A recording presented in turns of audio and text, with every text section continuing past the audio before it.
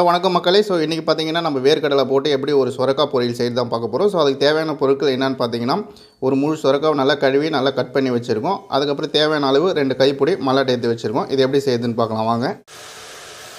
அதுக்கப்புறம் பார்த்தீங்கன்னா வானலில் ஒரு 2 ஸ்பூன் எண்ணெய் விட்டிங்கன்னா, அப்புறம் தேவையான அளவு கடுகு போட்டுக்கின்னு, அதுக்கப்புறம் நம்ம நறுக்கி வச்சுருக்க சுரக்காவை சேர்த்துக்கின்னு, சுரக்காய் அந்த பச்சை வாசனை போகிற வரையும் நல்லா ஒரு 10 நிமிஷம் நல்லா வேக விடணும். நல்லா 10 நிமிஷம் ஆகிடுச்சு. 10 நிமிஷம் கழிச்சோடனே நம்ம ஏற்கனவே எடுத்துருக்க மல்லாட்டியை மிக்சியில் போட்டு நல்லா அரைச்சி இதை கூட சேர்த்து இறக்குனா நம்மளுக்கு சுவையான வேர்க்கடலை சுரக்காய் பொரியல் ரெடி நண்பர்களே. யாருக்கெல்லாம் சுரக்காய் பொரியல் பிடிக்கணும்னு மறக்காமல் ஒரு லைக் பண்ணுங்கள். இந்த வீடியோ பற்றி எப்படி இருக்குன்னு சொல்லிட்டு ஒரு கமெண்ட் பண்ணுங்கள் நண்பர்களே.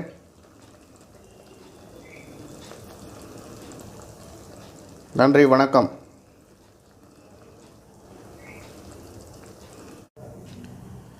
சுவையான வேர்க்கடலை போட்டு சுரக்காய் பொரியல்